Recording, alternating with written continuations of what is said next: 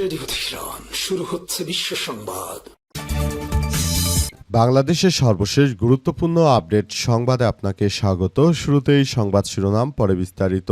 প্রথমেই জানাবো ঢাকা সহ 6 বিভাগের জন্য বড় দুঃসংবাদ। কয়েকদিনের টানা ভারী বৃষ্টিতে দেশের বিভিন্ন স্থানে বন্যা পরিস্থিতির সৃষ্টি হয়েছে। এদিকে আবহাওয়া অফিসের ভারী বর্ষণ নিয়ে দেওয়া সতর্কবার্তায় বলা হয়েছে সক্রিয় মৌসুমি বায়ুর প্রভাবে আজ 12টা থেকে পরবর্তী 24 ঘন্টায় রংপুর, রাজশাহী, ময়মনসিংহ, ঢাকা, চট্টগ্রাম ও সিলেট বিভাগের কোথাও কোথাও ভারী 44 থেকে 88 মিলিমিটার 24 ঘন্টায়, অতি ভারী 88 মিলিমিটার 24 ঘন্টায় বর্ষণ হতে পারে। এদিকে বাঁশখালীতে বন্যা দুর্গত এলাকায় ডায়রিয়া প্রকোপ, 2 জনের মৃত্যু। চট্টগ্রামের বাঁশখালী বন্যা দুর্গত এলাকায় হাজার হাজার মানুষ পানিবন্দী হয়ে পড়েছে। এর ফলে অন্তত 2 জনের মৃত্যুর সংবাদ পাওয়া গেছে। এছাড়াও আরও হাজার হাজার মানুষ অসুস্থ হয়ে পড়েছে। জানাবো 30 ঘন্টা 179 মিলিমিটার বৃষ্টিপাতের রেকর্ড পানির নিচে ঢাকা শহর। রাজধানী ঢাকায় টানা ভারী বৃষ্টিতে জনজীবন প্রায় স্থবির হয়ে পড়েছে। আজ সকাল 6টা থেকে দুপুর 12টা পর্যন্ত প্রায় 30 ঘন্টার ব্যবধানে 180 মিলিমিটার অবিরাম বৃষ্টিপাত রেকর্ড করা হয়েছে। বৃষ্টি এবং অপর্যাপ্ত নিষ্কাশনের কারণে শহরের অলিগলি থেকে শুরু করে প্রধান প্রধান সড়ক পর্যন্ত পানিতে ডুবে গেছে। অফিসগামী মানুষ, শিক্ষার্থী ও শ্রমজীবী সাধারণ মানুষ পড়েছে চরম দুর্ভোগে। এরপর জানাবো জলবদ্ধতায় বেনাপোল বন্দরে নষ্ট হচ্ছে কোটি কোটি টাকার পণ্য। 2 দিনের ভারী বৃষ্টিতে দেশের বৃহত্তম স্থলবন্দর বেনাপোলে ভয়াবহ জলবদ্ধতার সৃষ্টি হয়েছে। বন্দরের বিভিন্ন শেড এবং ইয়ার্ডে হাঁটু পানি জমে কোটি কোটি টাকার আমদানি পণ্য পানিতে তলিয়ে গেছে। এতে চরম উদ্বেগ ও আর্থিক ক্ষতির আশঙ্কা করছে আমদানিকারকরা। এদিকে বান্দরবনে বন্যা এবং পাহাড় ধসে বিপর্যস্ত জনজীবন। বান্দরবনে বন্যা পরিস্থিতি আরও খারাপ আকার ধারণ করেছে। বন্যার পরিস্থিতি উন্নতি হয়নি। আজ টানা 4র্থ দিনের মতো জেলার সঙ্গে সারা দেশের যোগাযোগ একদম বন্ধ হয়ে গেছে। সেখানে চরম ভোগান্তিতে পড়েছে সবাই। এবং সর্বশেষ জানাবো ঢাকা টাঙ্গাইল মহাসড়কে ভয়াবহ জলবদ্ধতা। কালিয়াকৈর পৌরসভায় টানা বৃষ্টির কারণে ঢাকা টাঙ্গাইল মহাসড়কে পল্লী বিদ্যুৎ হরিণহাটি এলাকায় হাঁটু সমান পানি জমে জলাবদ্ধতার সৃষ্টি হয়েছে। এতে সড়কের উপর পানি উঠে গেছে।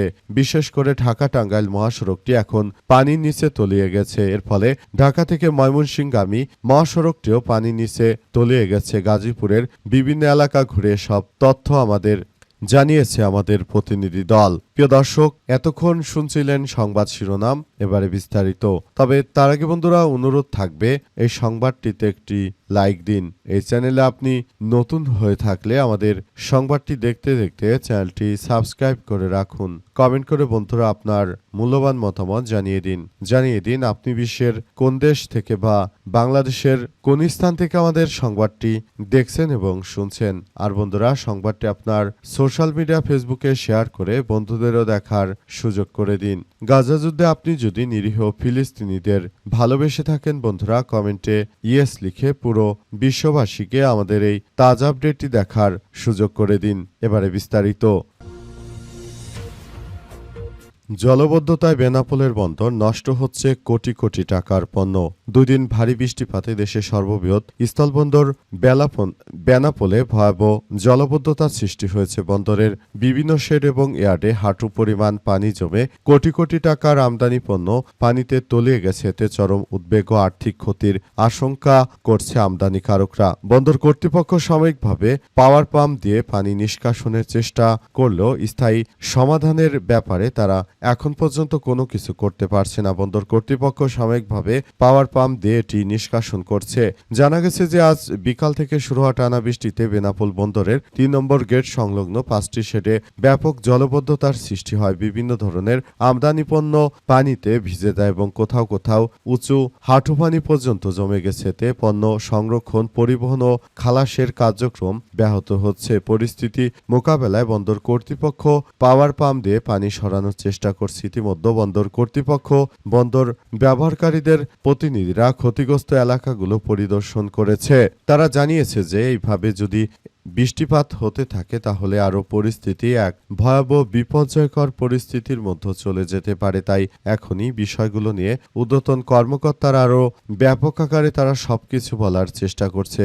বিভিন্ন শেডে মালামাল রাখার ক্ষেত্রে কোনো ধরনের নিরাপত্তার কোনো বালাই নেই। এটাই হচ্ছে বাংলাদেশের সরকারি কাজ। শুধুমাত্র শুল্ক নিবে এবং পণ্যগুলোর রাখার নিরাপদ কোনো ব্যবস্থা সেখানে নেই। সেখানে শুল্ক নেওয়া হয় কিন্তু মালামালগুলো কোনো শেডের ভিতরে রাখবে সেসব বিষয় নিয়ে তারা কোনো ব্যাখ্যা দিতে পারছে না।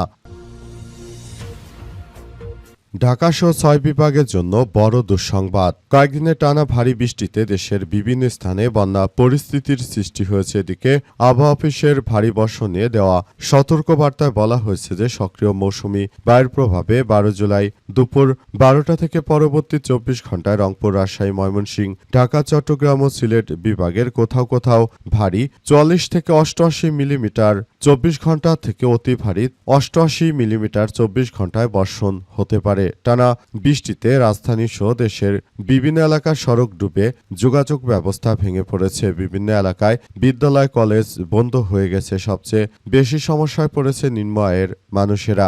ভারী বৃষ্টিতে তারা কাজের সন্ধানে বের হতে পারছে না। অতি ভারী বৃষ্টিতে দেশের ১২ জেলায় বন্যা পরিস্থিতির আরও অবনতি হতে পারে। প্লাবিত হতে পারে নতুন নতুন এলাকা এবং সড়ক। পানি উন্নয়ন বোর্ডের পাবর বন্যা পূর্বাভাস ও সতর্কীকরণ কেন্দ্র এমন পূর্বাভাস দিয়েছে। পাবো জানিয়েছে যে সাঙ্গু নদী, বান্দরবন ও দোহাজারী, চট্টগ্রাম, কুশিয়ারা নদী, মারকুলি, সুনামগঞ্জ ও ফেঞ্চুগঞ্জ, সিলেট, সোমেশ্বরী নদী, কলমাকান্দা, নেত্রকোনা স্টেশনের পানি বিপদসীমার উপর দিয়ে প্রবাহিত হচ্ছে। এদিকে আগামী ২ দিন ফেনী, চট্টগ্রাম, খাগড়াছড়ি, সিলেট, সুনামগঞ্জ, নেত্রকোনা, শেরপুর এবং ময়মনসিংহ, নীলফামারী, লালমনিরহাট, রংপুর, কুড়িগ্রাম জেলার নদী সংলগ্ন নিম্নাঞ্চল কোথাও কোথাও স্বল্পমেয়াদী বন্যা পরিস্থিতির উদ্ভব অথবা কিছুটা অবনতি হতে পারে। অন্যদিকে আগামী ২৪ ঘণ্টা বান্দরবন, চট্টগ্রাম এবং কক্সবাজার জেলার সাঙ্গু, মাতামুহুরী এবং মৌলভীবাজার ও হবিগঞ্জ জেলার মনুখয় নদী সংলগ্ন নিম্নাঞ্চল সমূহ বন্যা পরিস্থিতির উন্নতি হতে পারে। ৩০ ঘণ্টায় ১৭৯ মিলিমিটার বৃষ্টিপাত, পানির নিচে ঢাকা শহর। রাজধানীতে টানা ভারী বৃষ্টিতে জনজীবন প্রায় স্থবির হয়ে পড়েছে। আজ সকাল ৬টা থেকে দুপুর ১২টা পর্যন্ত মাত্র ৩০ ঘণ্টার ব্যবধানে ১৮০ মিলিমিটার অবিরাম বৃষ্টিপাতের রেকর্ড করা হয়েছে রাজধানী ঢাকায়। বৃষ্টি এবং অপর্যাপ্ত পানি নিষ্কাশন ব্যবস্থার কারণে শহরের অলিগলি থেকে শুরু করে প্রধান সড়ক পর্যন্ত পানিতে ডুবে গেছে। অফিসগামী মানুষ, শিক্ষার্থী এবং শ্রমজীবী সাধারণ মানুষ সবচেয়ে বড় দুর্ভোগে পড়েছে। রাজধানী ধানমন্ডি, মোহাম্মদপুর, তেজগাঁও, গ্রিন রোড, মালিবাগ, শান্তিনগর, মিরপুর ও পুরান ঢাকার বিভিন্ন নিচু নিচু এলাকায় জলবদ্ধতার সৃষ্টি হয়েছে। কোথাও কোথাও হাঁটু থেকে কোমর পানি জমে যাওয়ায় যানবাহন চলাচল বন্ধ হয়ে গেছে। অনেক স্থানে নষ্ট হওয়া গাড়ি ঠেলে বা রিকশায় চড়ে গন্তব্যে পৌঁছানোর চেষ্টা করতে দেখা গেছে যাত্রীদের। গণপরিবহন ও স্বল্পতা, অতিরিক্ত ভাড়ার দাবিতে যাত্রীদের সঙ্গে চালকদের বাকবিতণ্ডার চিত্র দেখা গেছে।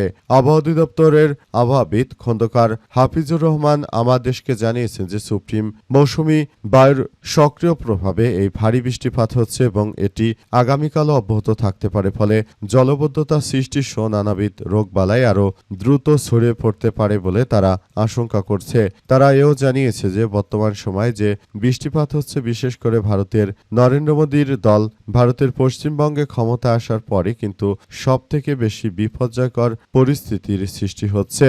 এই পরিস্থিতিতে আসলে সবাই শেষ পর্যন্ত কোন দিকে গড়াবে এবং কি করবে সেটি এখন পর্যন্ত আসলে বলা যাচ্ছে না। সবকিছু একদম ধ্বংসত্বকের দিকে চলে যাচ্ছে। পুরো পরিস্থিতি এখন থমথমে অবস্থা বিরাজ করছে।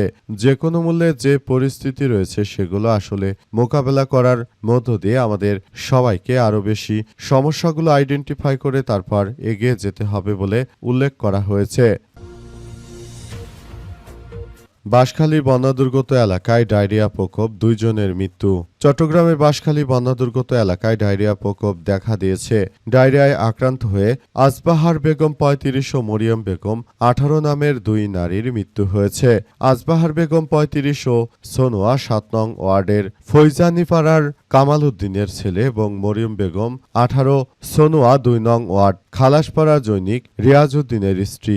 আজবাহার বেগম শুক্রবার, মরিয়ম বেগম শনিবার মারা যায়। বাঁশখালী উপজেলা স্বাস্থ্য কর্মকর্তা ডাক্তার নাজমা আক্তার বলেছেন যে বন্যা দুর্গত এলাকায় ডায়রিয়া সহ বিভিন্ন রোগ দেখা দেওয়ায় আমরা মেডিকেল টিম গঠন করে বন্যা দুর্গত এলাকায় পাঠিয়েছি। সেখানে আমাদের মেডিকেল টিমই পানিবন্দী হয়ে গেছে। গুরুতর রোগীদের অবশ্য মেডিকেলে চিকিৎসা দেওয়া হচ্ছে। তিনি আরো বলেন, ডায়রিয়ায় আক্রান্ত প্রচুর রোগী মেডিকেলে আসছে। আমরা তাদের স্যালুট এবং অনন্য চিকিৎসা সেবা দিচ্ছি। সোনোয়া ইউনিয়নের ভারপ্রাপ্ত চেয়ারম্যান নুরুল আমিন বলেছেন যে আমার ইউনিয়নের সবচেয়ে বেশি ক্ষতিগ্রস্ত এলাকা মধুখালী, সেলবন ও খুদুকখালী, সেমটখালী ও সোনোয়ারটিকে এখনও পানিবন্দী বহু মানুষ। তাদের মধ্যে সামান্য শুকনো খাবার বিতরণ করা হয়েছে। এখনও অনেক মা বোন, বৃদ্ধ ও শিশুরা না খেয়ে আছে। অনেকেই অসুস্থ হয়ে গেছে। ডায়রিয়ায় আক্রান্ত হয়ে 2 জন মারা গেছে।